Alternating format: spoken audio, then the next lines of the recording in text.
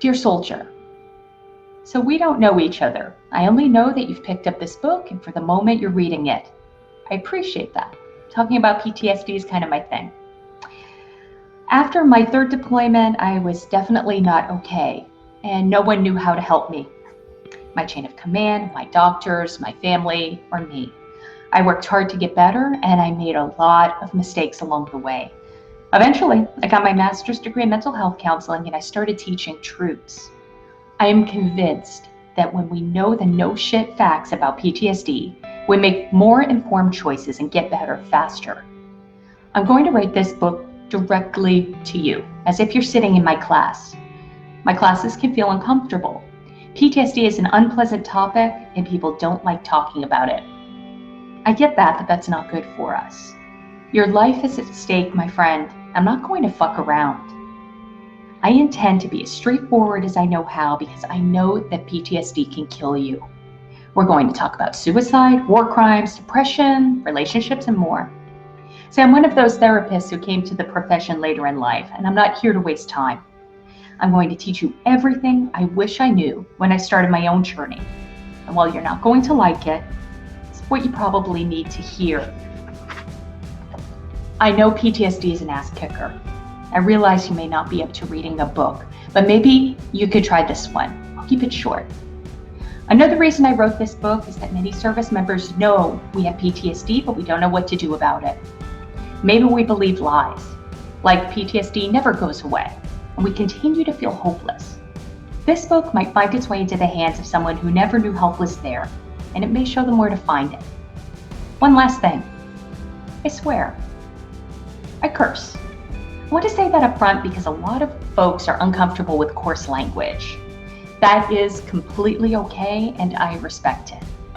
This is not the right book for you. I don't swear because I'm trying to be cool or provocative, and I'm not trying to hurt your feelings or make you feel sad on the inside. Not swearing isn't authentic for me, and because nothing less than your life is at stake, I won't apologize for what I have to say. There are a lot of great guides out there for civilians and clinicians, but this book is for service members. It's from one soldier to another, from me to you. Because if someone had given me this book back in 2005, it would have saved me years of bullshit.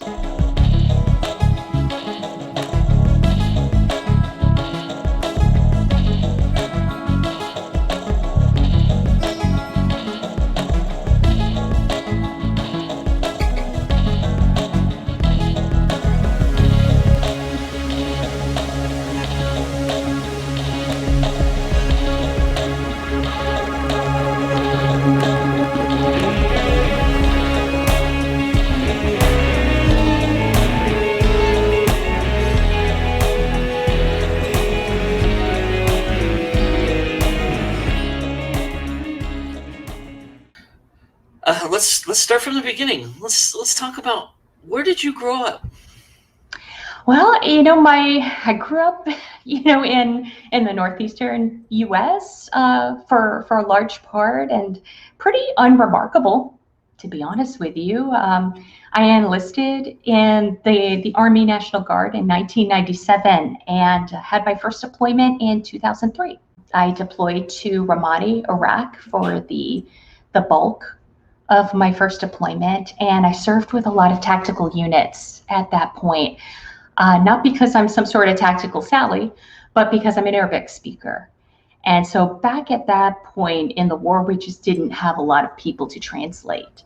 So I went out on every convoy. I went out with the base police. Had a lot of work, and deployed at that point with a reserve unit from 2003 to 2004, and was extended over there. When I redeployed, meaning when I went back home, unlike a lot of other units that, they'll deploy together, they go overseas together, and then they come back to their military base together. For reservists, it's a little bit different. So I went back home. I was alone and unafraid. I didn't have a unit for support. I didn't do really well. I did not readjust well at all. I felt a lot of fear, a lot of paranoia. I was absolutely hypervigilant. And I just didn't feel safe. I had a lot of intrusive thoughts that I just couldn't get out of my head, like somebody's trying to hurt me or trying to kill me, or, the box on the side of the road might blow up at any time. And at that point, I really wasn't ready to explore those ideas. And I wasn't, I didn't have a therapist, and I wasn't ready to talk to my family or my friends about it because they knew something was up. Yeah. And I knew they knew something was up, and they knew I knew they knew. And so they were absolutely worried at that point. And so I made a decision, like a lot of my brothers and sisters in arms did at that time, that I was just going to go back to where I felt safe and where I felt needed. Mhm. And that was Iraq. I went back into the theater and did defense contracting for about 3 years. Ironically, I felt much safer in Iraq than I did back home. I felt it was, I was needed, that it was vital. And it doesn't really matter whether or not that was true, and it probably wasn't. I threw myself into a bottle, picked up a rip-roaring alcohol problem, that and really was headlong into avoiding having to face my friends, my family, my demons, myself, and just kept my nose to the grindstone and kept working and took every mission, every convoy, and kept drinking and really kind of upped the ante every time. Did that for about 3 years, and then finally decided, you know what, it's time for me to start adulting, get a life. And so I got a job as a Department of Army civilian, and went to Germany. I definitely was not ready emotionally to go back to the U.S., but I thought, yeah, Germany might be, little more chill in it, and it definitely was. But spoiler alert, I didn't adjust well to Germany either. When it was very different than the US and very different from the deployed environment. Still didn't feel safe. I still had that hypervigilance. And on top of that, wasn't sleeping, drinking a lot, and really hallucinating. The paranoia just started really getting to me. The lack of sleep, trying to drink to sleep, and really just got into this very ugly cycle. My relationships were falling apart, my marriage was falling apart, my life was falling apart. And I knew something was wrong, but I didn't know what was wrong. I just knew something was wrong. And in the back of my mind, I had this fear, especially with the hallucinations, I might be losing it. Yeah. Like I am just a hop, skip, and a jump away from the tinfoil hat and thinking that people are listening to my phone calls. I was really paranoid. And it was about that time that my Department of Army civilian job tapped me on the shoulder and said, we need you to deploy for a mission. And I said, oh, I don't think that's such a great idea. It was another mission to Iraq, and file under no good deed goes unpunished. I had a lot of experience because I had gone headlong into avoidance for the previous 3, 4 Yeah. years. And so I deployed as a Department of Army civilian to a special mission in Iraq. And once I landed back in Iraq, I found myself in a unit that had an embedded mental health psychologist. Some units do have that, very helpful. So the first thing that happened once I got off the plane is I went to go see the doc, and unfortunately just out and out failed my psych test. My doc called me in, psychologist, and said, you are not doing well. According to this testing and this battery of tests, you have a rip-roaring case of PTSD, which meant nothing to me. She did her best to explain it, but I just I wasn't picking up what she was putting down for so many reasons. Jargon aside, I just told my bosses and my leadership that, this deployment's not a good idea. I knew I wasn't doing well. And so she asked me, she said, are you going to kill yourself or anyone else while you're here? I said, I hope not. I guess we'll find out. And she said, okay, well, let's go ahead and see what we can do to get you replaced. And it is what it is. I was there for about 3 months and did my job with distinction. I did my job exceptionally well. And And when my replacement came in, the unit with which I was deployed was really disappointed to see me go. And I was, in a way, I was very disappointed to leave. It was kind of this parallel knowing, just able to fit into the role. I was able to play the role as long as I didn't think too much about anything else. Things absolutely unraveled for me in a really frightening way. I hadn't slept. There are big chunks of this process that I don't remember. And as we're talking about symptoms of PTSD, it'll come up why. But I felt very afraid. I couldn't sleep. I tried drinking more, still couldn't sleep. Yeah, tried sleeping pills, still couldn't sleep. The hallucinations became increasingly frightening. I don't remember them specifically. I just remember that I was frightened enough that I had to call the military police on base and ask them to take possession of my handgun, my service weapon. Wow. I may not have known what was going on, but I know, even then, in a really altered state, I recognized that having a service weapon and hallucinating this violently is probably not that. Those two things probably aren't going to work well together. Yeah. And looking back on that, with 2020 hindsight, I recognize that that was an incredibly dangerous situation that could have ended very poorly. And so after I lost it, I think, my husband came, picked me up on base. I went back home to recover somehow. And the whole timeline is pretty off for me. And then, like most of us who have, a psychiatric emergency or a PTSD episode or a panic attack, I had to go back to work. And I went back to my Department of Army civilian job. I can say without a doubt that I was really actively shamed by my leadership when I got back to my Department of Army civilian job.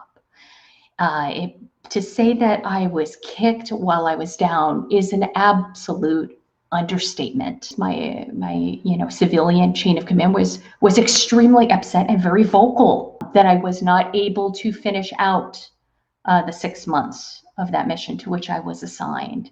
There was an Army captain who I will never forget, who was extremely pissed that he had to send 2 soldiers to go back to base to retrieve my service weapon that I gave to the MP so I wouldn't kill myself. And that was so much skin off his nose that he very openly mocked me. People wouldn't talk around me unless it was to talk to me in very hushed, whispers. I got the Mr. Rogers tone.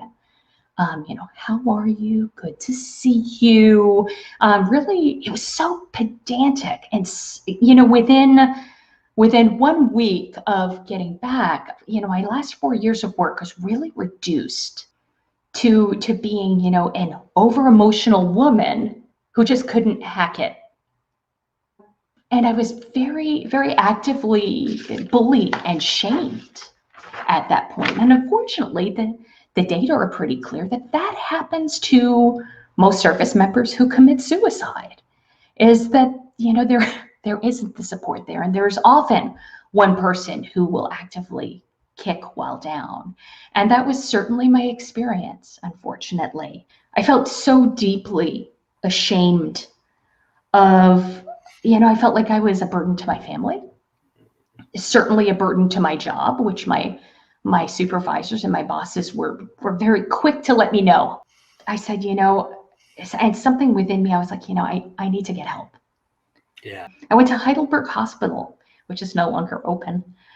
And I saw the chief of psychiatry there because I knew that I was unraveling at great speed and that there was nowhere to go but down. I had not hit a rock bottom. And I sat across from this older white male, Army officer, active duty, colonel type, and who looked at me and said, Virginia, there's nothing I can do to help you if you keep lying to me. To which I responded, the fuck what? Yeah, say again? And he said, I know. And this was in 2008. So I want to put this into context. He said, women don't serve in combat. Women don't serve with line units. Women don't do this. Women don't do that. And something in me at that point, I fucking snapped. I don't know if it was an epiphany. I don't know if it was just unbelievable anger and the fucking nerve. Yeah. Jesus Christ. By some absolute miracle, Joe, I didn't kill myself. And at that moment, hearing that from this, what we call a slick sleeve, somebody who doesn't have a combat patch themselves and has never deployed, for someone to tell me, after having been really kicked while I was down by really everyone around me, I'm going to survive this. If I am going to survive, I need to get my shit together and figure this out, because there is I am alone and unafraid. And I doubled down. I went back to school. I got my master's degree in professional counseling. I did a lot more study on PTSD. I studied with some of the greats in the field, at the knee of, and learned a lot, and landed, after I got licensed and, transitioned into mental health full time, I got a gig at an inpatient hospital, teaching troops. And it was all active duty service members who were dealing with PTSD and other co-occurring disorders. So PTSD, it's called a co-occurring disorder. That means that PTSD always shows up to the party with friends. Mm. So it never shows up on its own. And so these folks, they were there for depression, anxiety, eating disorders, drug or alcohol abuse, OCD, obsessive compulsive disorder. And I was tasked to teach them about their PTSD so that they could get better, and was given a curriculum that was just awful. It was really bad. My solution was to go ahead and create my own curriculum. Yeah. And to really get down to brass tacks. And instead of talking about PTSD, PTSD is the single most logical mental health disorder that there is. It is your body and brain's very natural reaction to a very abnormal set of circumstances. And we don't need 50-cent words, and we don't need, psychology. I'm bothered by the profession in some ways, because I feel as if we make psychology for the elite few. Yeah. You don't need a PhD to understand PTSD. You don't. Yeah. Soldiers, service members are incredibly intelligent. These are really smart folks. It's just a matter of getting real, talking about the PTSD, and really presenting it in a way that is accessible, that makes sense, that is devoid of this psychobabble bullshit that confuses other clinicians, let alone service members. We don't need that. And so I was teaching there. I taught there for a few years, and eventually left the area. And I had students who followed me and pestered me and said, "Girl, you got to put this in a book. It's time." So much to unpack here. All right, let's start first with, how the hell did you learn Arabic? The Army does excellent training. We train people to become infantrymen. We train people to become linguists. Why though? Why Arabic? Why would you go for Arabic?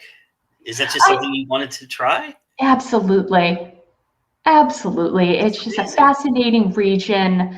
I'm a French speaker also, and so it's, my family is just rather linguistic in nature, and so it was just like picking it up as if I was remembering it. That's It was a cool. really wonderful experience. The Army has a battery of testing to see, what Yeah. a service member will be best at, and does a Yeah. really good job of matching that. So it was an absolute privilege. I got to study at the Defense Language Institute in Monterey, California. I'm still an Army Reserve officer, Yeah. and it's been such a privilege to, I've had a really dream assignments, and I want to be very clear before somebody, gets their feelings hurt. I absolutely am in no way representing the Army or the Army Reserve. I'm only representing myself Right. and my project. But my experience has been really, I've just been so blessed. That's awesome. I've gotten to work at the War College, at the Presidio in Monterey. I've gotten to travel the world, go places and see things that I would have never seen. And, I'm so thankful that I've survived the experience to be able to pay it forward to my soldiers now. Did you ever imagine yourself being a writer, or was that something that you were interested in doing at any point in your life? Never. I wrote this book very much out of necessity.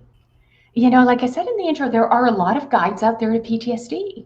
I remember looking for them. I remember looking for resources when I knew that I was sick. I knew I was suicidal. I knew I needed help.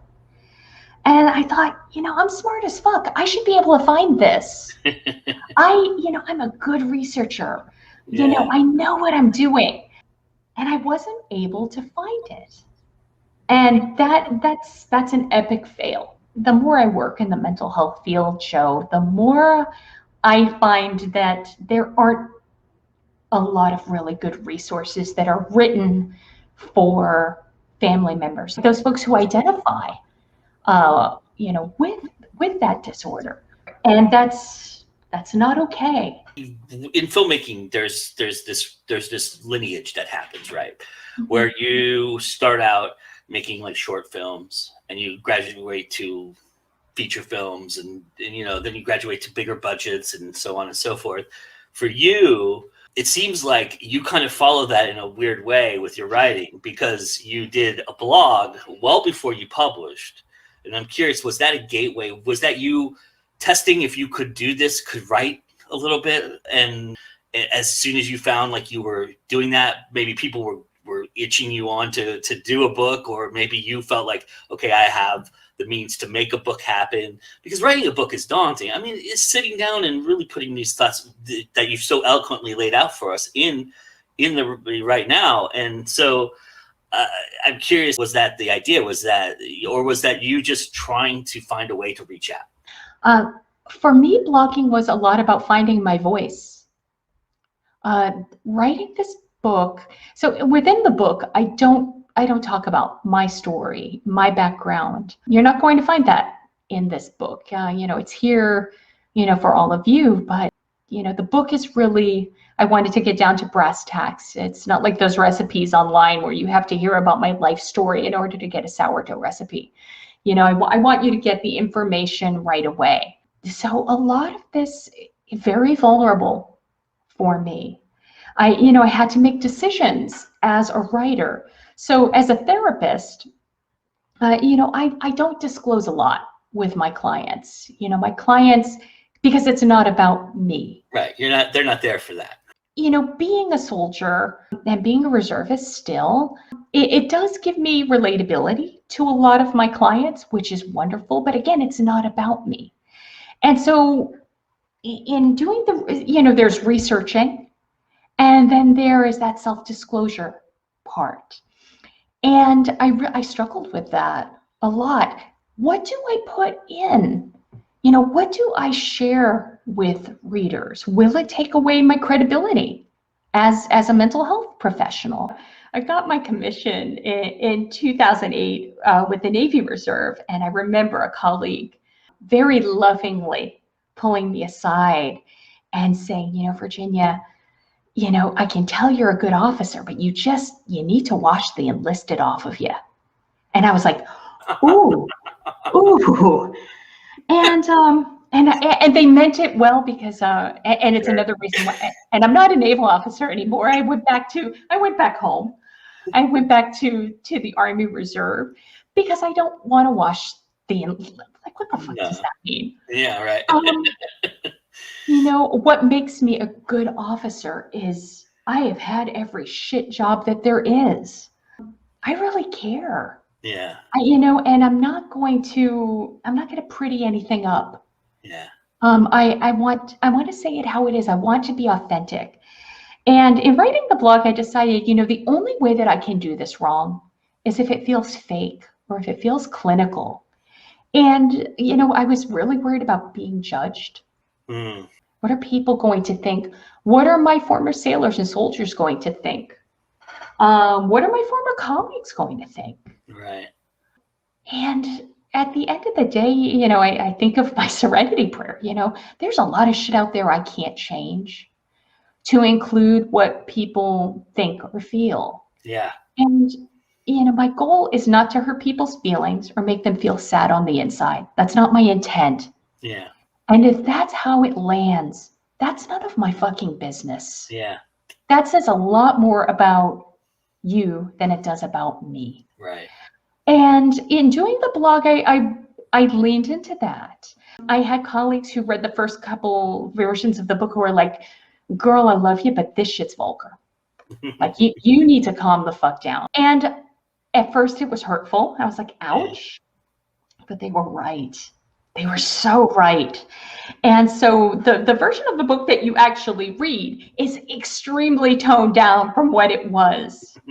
It is taken down so many notches because I'm not going to stop swearing, because Right. it's just not who I am. Right. But I also don't want to turn people off by dropping just gratuitous F-bombs. Does writing for you use a different muscle than anything else that you do? Do you feel like that? It does. For me, it's that self-criticism Yeah. really turns on. We call it imposter syndrome in our business. That's what we call For sure, in mine too. it. It's, yeah, I get in my head. I mean, I can put on a pretty good show here because it's just you and me. Yeah, yeah. And, and I mean, there's nothing I love more than talking about mental health. I mean, Yeah. I'm totally geeking out on you, like in the worst way. And I give zero fucks. I'm like, ah. But, when I'm very introverted in real Yeah. life, very, very introverted. And so Yeah, another sign of a good author. I get in my head. I did an interview just last night on a sister podcast of this, Spilling Ink, and afterwards I just had the biggest vulnerability hangover. I didn't get to sleep, and I just got in my head, and it really took talking with a really great friend who just supports me, loves me, to say, oh, I saw it before. She's on the East Coast, so she fell asleep before it was all over. But she said, just, yeah, you're doing it right. You mentioned earlier that in 2005 this kind of information wasn't available to you when you were going through what you were going through, and so do you feel like kind of like this book is coming at the right time now? I mean, obviously you couldn't have expected what happened in 2020. You couldn't have expected COVID and all the things that you've just talked about. But do you feel like there was a moment where, when you were writing this, or maybe even after, in the last few months as you've been promoting it, that you all of a sudden feel like that maybe you've written something that came at the right time? I hope so. For me personally, I had a hard time in 2020. Mm-hmm. It whooped my ass. I finished the first drafts in 2019. This book was pretty much done and out for peer review at the beginning of 2020. And then I needed to really just focus on my own recovery journey. I needed to focus on my own self-care. And so I put it on the back burner. I really believe in stopping for the one.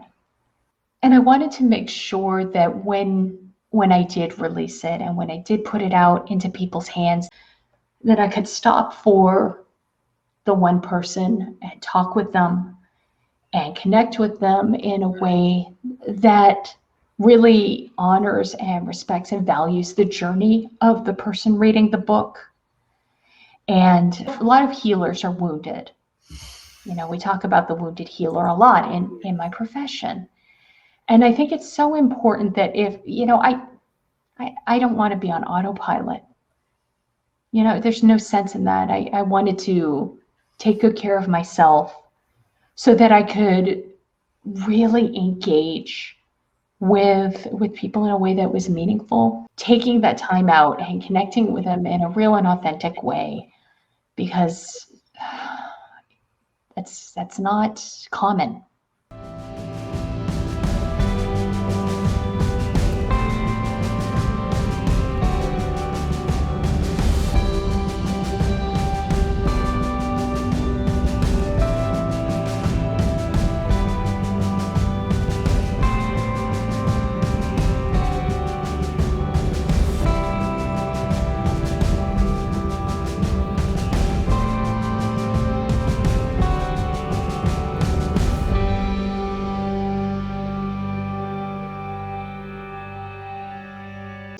In this journey, I just understand that, when we recognize our symptoms, when we see it in black and white, we can then apply the solution. Having a diagnosis of PTSD, having any diagnosis, whether it's bipolar disorder, schizophrenia, major depressive disorder, that is not hopeless. Yeah. That is the most hope. Once we identify what it is that is happening, we have corresponding solutions, and they're called evidence-based treatment. Think about, vaccines or drug trials. They're tested, these drugs are tested, double-blind studies over the period of decades with thousands of participants to see what those outcomes are, and making those studies repeatable, and then other scientists coming. It's very scientifically based. Millions, and in the case of PTSD, billions of dollars goes into this research. And so we know with those evidence-based treatments that they work most of the time for most people. So when we know, okay, I have PTSD, we can go to a corresponding evidence-based treatment. And there are several. And what's exciting, even if I had this book back in 2005 or 2008, the resources weren't there that are there right now. So for example, right now within the Department of Veteran Affairs, they've approved 3 evidence-based treatments for PTSD. And you can ask for them by name. And I would encourage folks who, if you identify as, if you're looking at the criteria for PTSD and you're like, oh shit, that's me, ask for that. And it's analogous to, if you have a tumor or if you have cancer, you're not going to go to your PCM, you're going to go to a no shit specialist. If you have depression, if you have anxiety, if you are working with ADD, go to a specialist. What a lot of folks don't know about therapy is that we actually have a lot of specialties. So the therapeutic processes, these evidence-based psychotherapy treatments, it's just like testing those drugs. We test them over a long period of time. We know it works.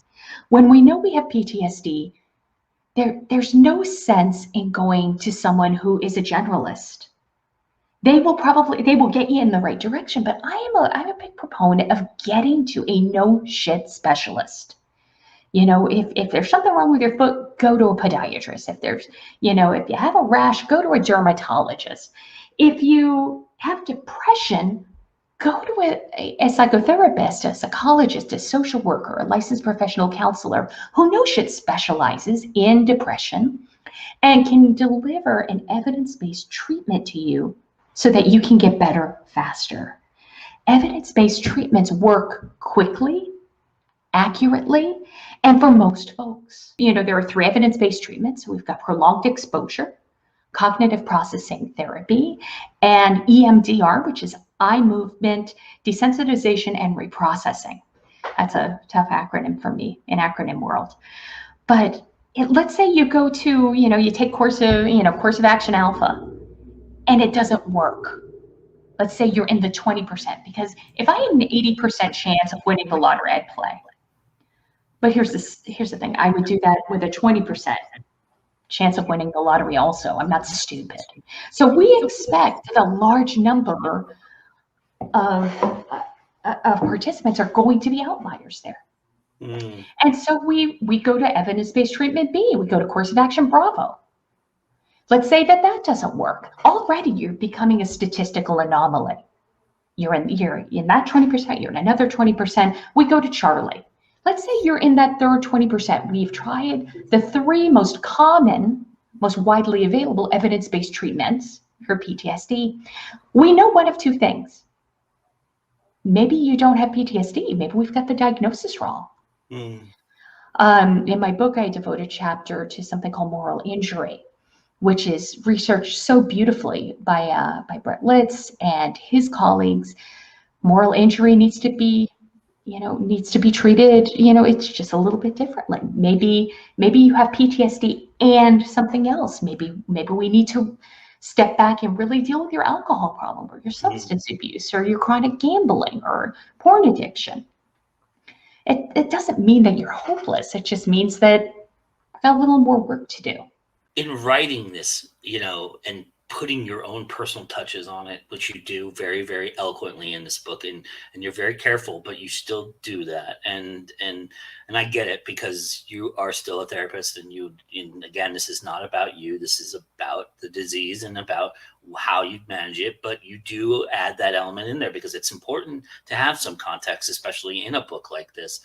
Because if you're picking something up, you want to know that that person has some idea of what you're going through as well. And so putting those personal touches on it, and then realizing that you're about to write what essentially is a self-help book, a nonfiction book. In the process of writing this, how much did you wrestle with all of that and kind of figure that out? And when did it click for you that you really had to put yourself in this? And also when you started to feel like, okay, I have a rhythm here. I understand now where I'm going with it. It sat for a while because I wasn't ready. But the one thing I wanted readers to know was not just, here's what PTSD is and here is the type of therapy you can get. I wanted readers to know that you can no shit reclaim your life. This isn't just about reclaiming your mental health, although that's a big part of it. Right. This isn't just a, take one from column A, take one from column B, and boom, you get column C. Right. So a big part of the book is talking about, what do we do after we get help? How do we talk to family members about our PTSD? Because, I'll just speak personally. I tanked my relationships. I took a big shit on my marriage. I took a big shit on my friendships. I cut people off who so deeply love and care about me, and I pushed them away.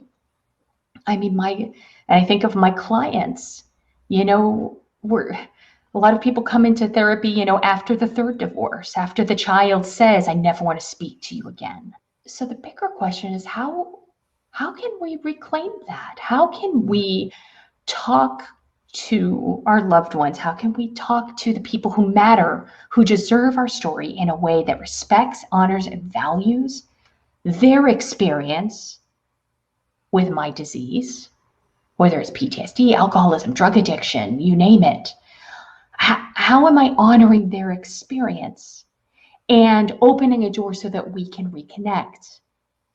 And so I had developed something I call the elevator speech in my book. I developed that. I did my clinical internship at a regional jail in Charlottesville, Virginia, a million years ago, it feels like.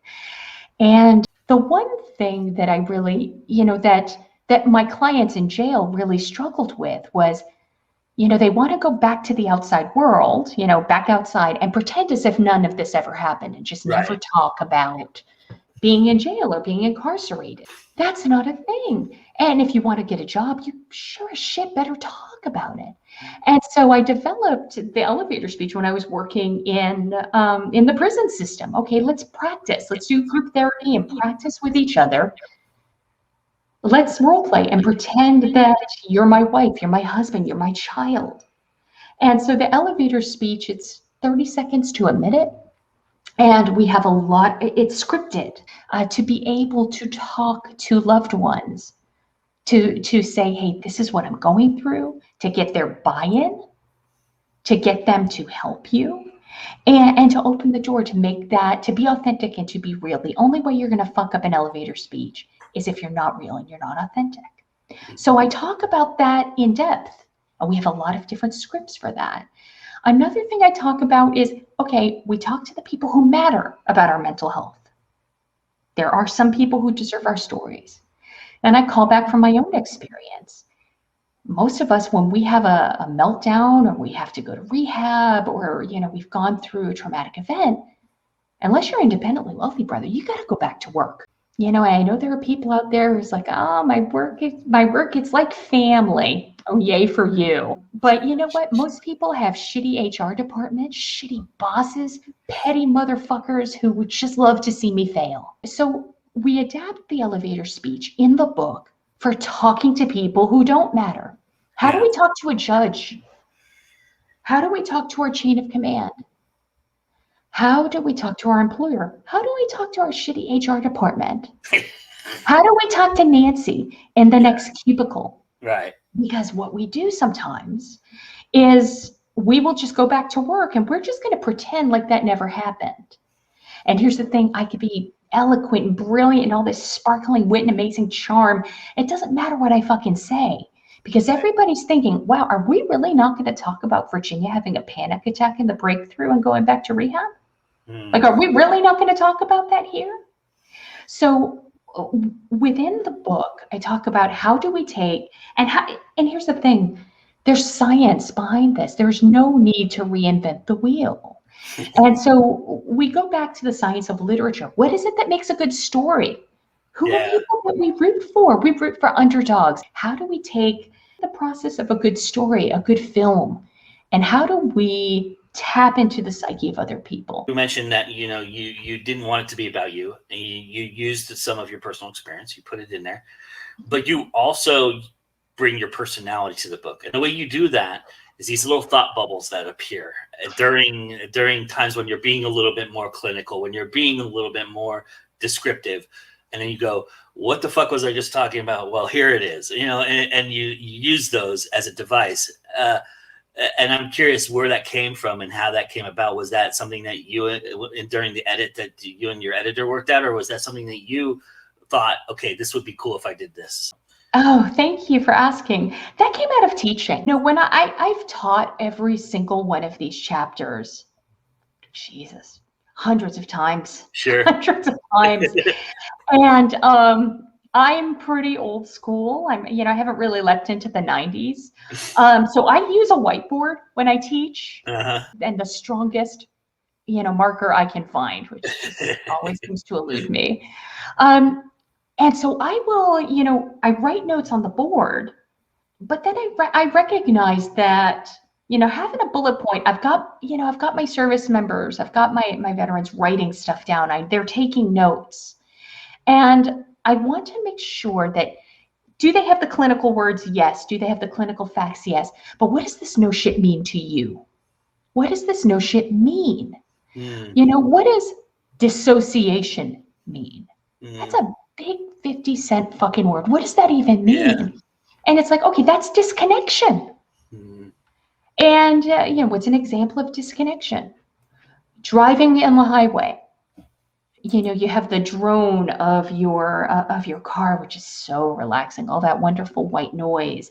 And you're thinking, all of those intrusive thoughts just coming in. Before you know it, your exit was 3 exits ago.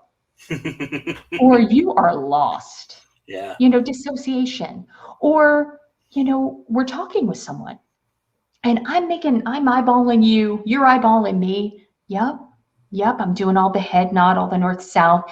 And then all of a sudden there's this moment of awkward silence and I realize, oh shit, Joe just asked me a question. And I haven't been paying attention for about 5 minutes. I've been out. That is dissociation. What is a flashback? A flashback. When we see a flashback in the movies, it is playing that same clip of the movie over and over again. Yeah. Is that what a flashback is? Fuck no. They are way more terrifying. hallucinations. What are they? How common Yeah. are they? So there are a lot of clinical terms that we need to know, and for that self-advocacy.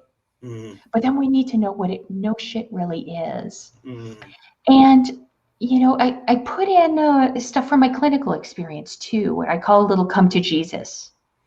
And like okay, here's what I need you to know, but let's have a come to Jesus. Let's huddle. Let's talk about this. What does this really mean? What does this look like? The one that sticks out to me always, when we talk about the big two, do I believe change is possible? Do I want to change? That belief system matters. And so I have a little bubble talking about a client that I had who she is brilliant.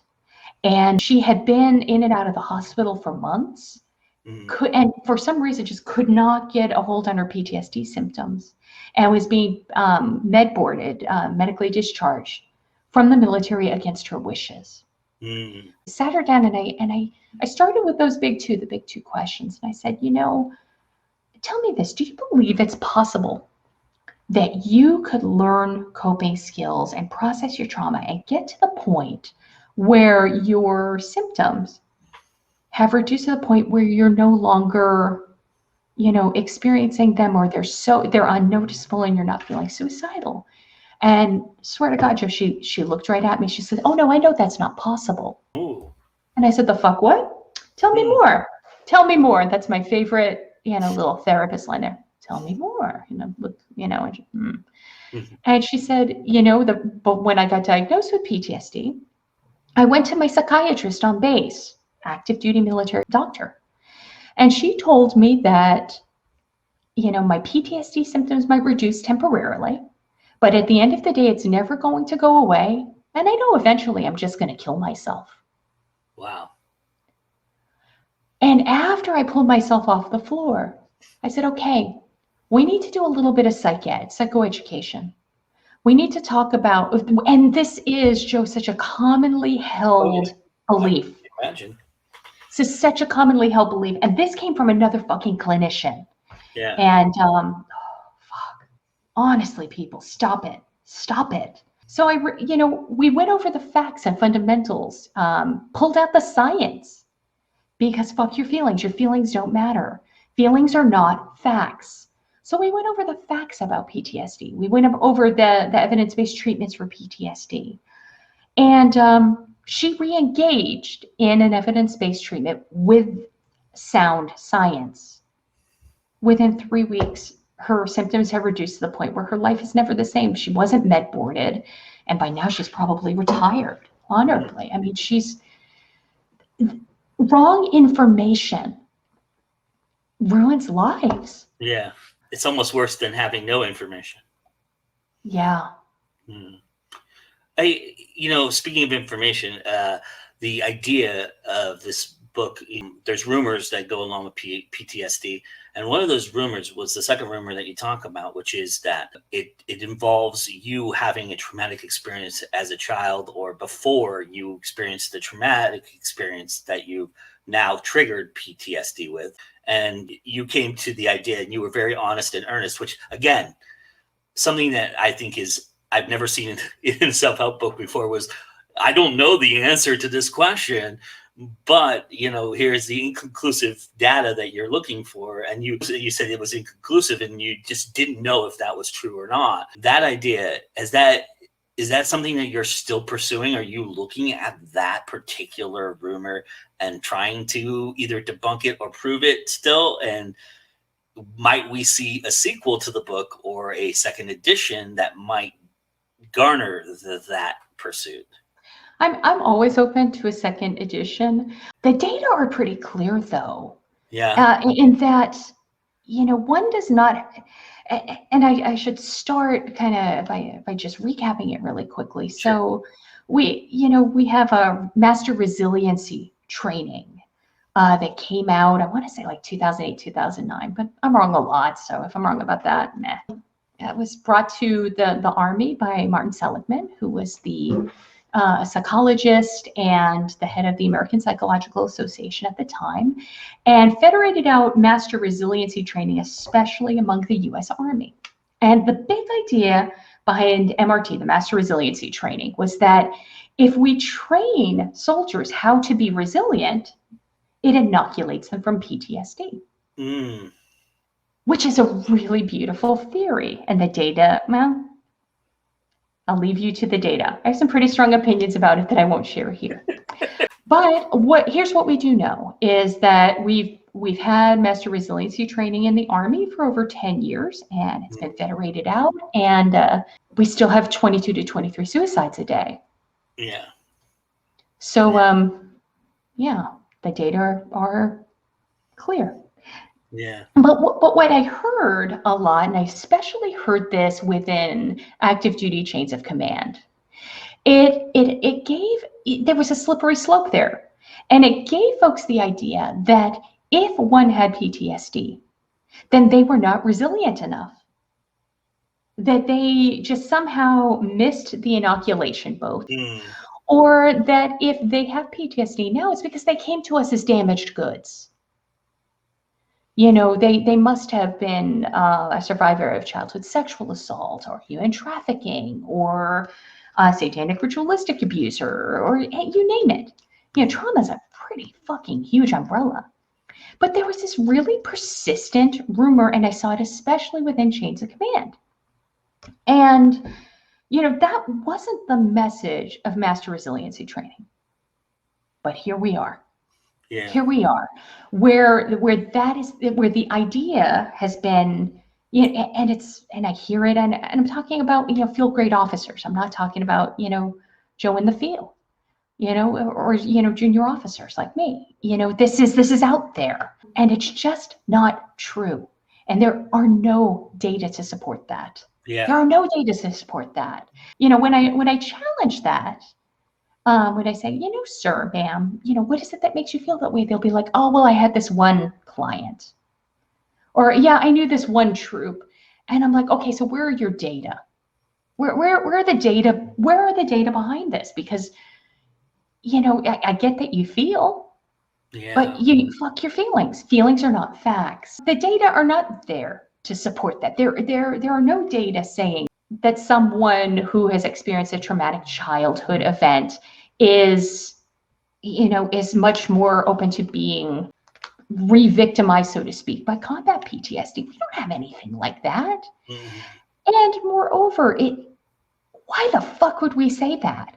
Or, you know, there's enough out there to keep service members from getting the help they need. There's enough out there. There are enough rumors and shitty ideas. Do we really want to say, okay, you know, well, obviously there's something that happened beforehand. I mean, it's like, come on. This shit's hard enough. Stop being shitty. You know, in terms of follow-up books, you know, I'm always open to having, when there's new information, I want to get it out there. Nice. But I think for, you know, for follow-up work, I would love to have a series, you know, The Soldier's Guide to Depression, The Soldier's Guide to Anxiety, The Soldier's Guide to Bipolar Disorder.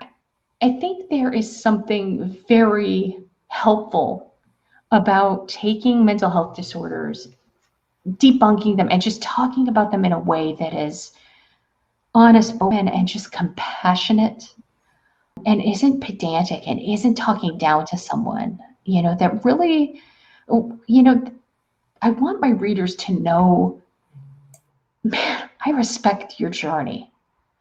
I love and honor and value and respect the shit out of your journey. I haven't been in your shoes. I'll never be in your shoes. And I hate it when people talk down to me. I hate feeling talked down to. And, you know, making mental health inaccessible, you know, shrouding it in 50-cent words, that's just not okay. We need to do a better job. And, you know, as a clinician, you know, I'm being that change I want to see in the world. You know, I'm putting my money where my mouth is. You know, I'm serving people. You know, here I am, one of those, you know, hippie liberal assholes who really believes that everybody deserves to have excellent quality mental health care. You know, even if you're a veteran, even if you're poor, even if you're homeless, even if you're Black, even if you're queer, everybody deserves to have quality mental health care. Awesome. And so my hope is that this book will give readers the tools to get the help they need to get better. We've been seeing a lot of relapses over the last year because of COVID. These are my more recent, Iraq, Afghanistan, Kosovo combat vets. It's so same with that deployment experience. So being stuck on a fob, being stuck on base, not being able to leave the house, not being able, being stuck on base in a deployed environment, being stuck at home because of COVID. Everybody having their mouths covered, everyone having their faces covered, not knowing who the enemy is, being a very triggering event. And so in this last year, in 2020, I saw a lot of clients who I've been seeing for years coming back into the therapeutic environment and saying almost the same thing every time. It's just, the same phrasing. Virginia, I worked so hard on my PTSD. I went through this, my symptoms reduced, and now it's like it never happened. Yeah. And so we talk about the science behind it. What is a trigger? A lot of folks lose jobs, have lost loved ones, deaths. So, this has been 2020 was a big relapse year. Yeah. PTSD, drugs, alcohol, anxiety disorders, depression. We had a lot of suicides. I do this because because I want to change the whole fucking world. So it's sitting there on the back of your mantle, that copy of your book there. I want to know from you, what does it mean to Virginia Cruse to be a published author?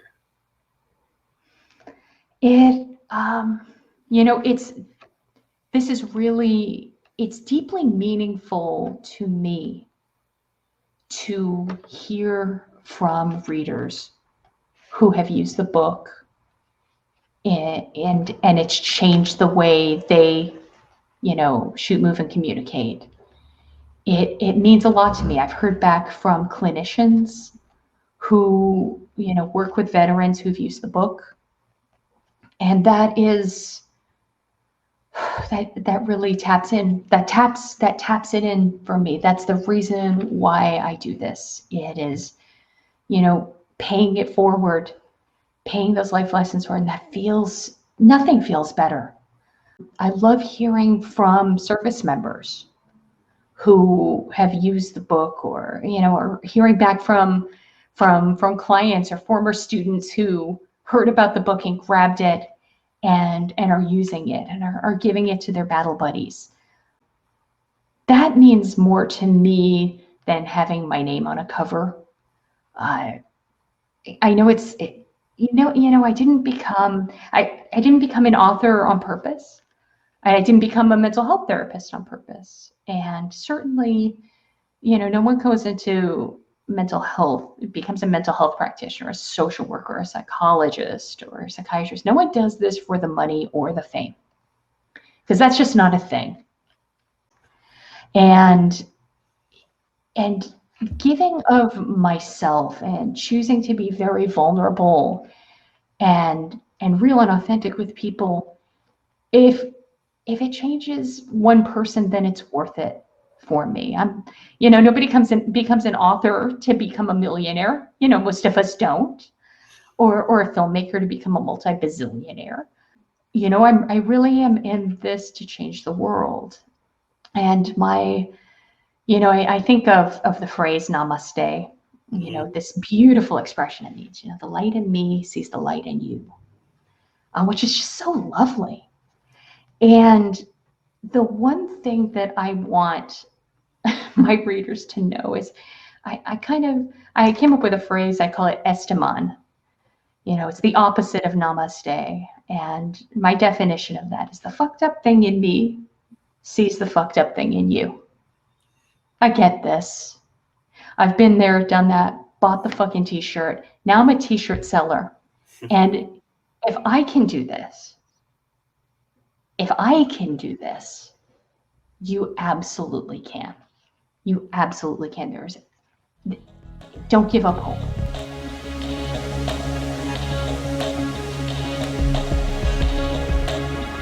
I mean, 2020, damn.